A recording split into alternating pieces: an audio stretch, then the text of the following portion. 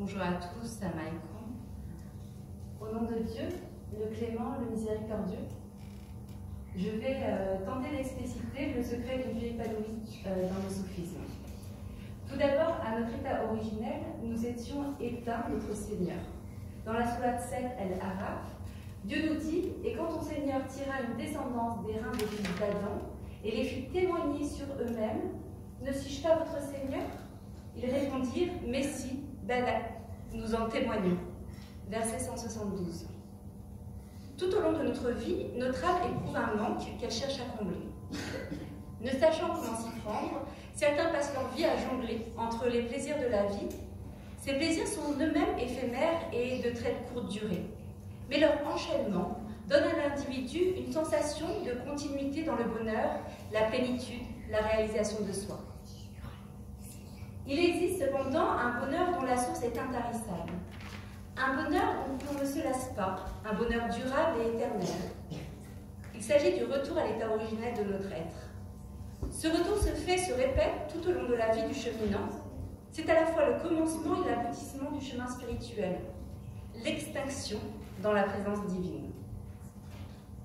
Ce retour à la présence divine ne peut toutefois pas se faire sans l'aide d'un guide, parfaitement connaisseur des chemins du retour de l'âme à son Seigneur. La connaissance de ce guide est un héritage transmis de chir en chir et qui remonte jusqu'à notre prophète Mohammed, paix et salut sur lui. Allah ne laisse jamais la terre sans guide. Et il incombe à chaque âme de trouver ce guide afin de pouvoir emprunter son propre chemin de retour à la présence divine. Le guide est guide parce qu'il détient une connaissance parfaite de tous les chemins de l'âme, mais aussi et surtout parce qu'il est en mesure d'éclairer ses chemins pour chacun. Avant de le rencontrer, tu avances à tâtons, tu accomplis tel ou tel acte d'adoration, telle ou telle œuvre surérogatoire, en te disant que c'est sans doute une bonne chose pour ton âme que de faire ceci ou de faire cela.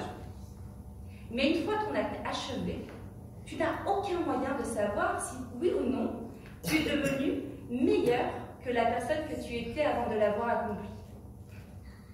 Et c'est là que réside toute l'importance d'avoir un chir authentique qui puisse t'accompagner dans ton voyage vers Dieu. Le chir, en effet, te transmet, dès ton rattachement à lui, une graine de lumière qu'il va placer dans le terreau fertile de ton cœur. Dès lors, il ne t'incombera plus que d'arroser cette graine, afin qu'elle puisse grandir et s'épanouir dans ton fort intérieur. Et pour l'arroser, il te faudra simplement accomplir des actes vertueux.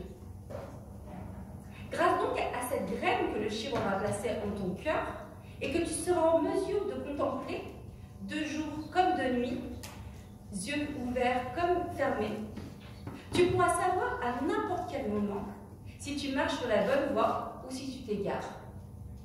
Si ta lumière grandit, cela confirmera tout simplement que ton acte est vertueux et agréé de Dieu. Dans le cas contraire, c'est-à-dire si après l'accomplissement de cet acte supposé vertueux, tu ne perçois aucune lueur qui vienne éclairer le chemin qu'emprunte ton âme, c'est tout simplement le signe que tu fais mauvaise route et que tu te dois de corriger quelque chose. La lumière te dévoile donc la valeur réelle de tes actes à l'instant même où tu les accomplis. Tu n'as plus besoin d'attendre la mort et l'au-delà pour savoir si oui ou non tu as bien agi et si tes œuvres ont été acceptées. Dès à présent, tu sais si oui ou non tu avances vers la présence divine, ton chemin étant illuminé par la lumière, ou si au contraire, tu t'égares dans les sentiers de la perdition. La quête du bonheur, donc, c'est en vérité la quête de l'éternel, ce qui ne périt jamais. Et pour le cheminant vers la présence divine, l'éternel est manifesté par la lumière qui illumine son fort intérieur. Une vie heureuse serait donc la vie de celui qui sans cesse cherche et sans cesse trouve cette lumière éclatante devant lui. Car par elle, il a la pleine certitude d'être dans le bien et de n'aller que vers le meilleur, sans avoir à craindre aucune mauvaise surprise. Les mauvaises surprises sont pour ceux qui ne savent pas où ils vont. Quant au détenteur de lumière, celui qui chemine depuis elle, vers elle et en elle, sans jamais se soucier d'autre qu'elle, celui-là est informé de compter parmi les bienheureux dans cette vie, avant l'autre.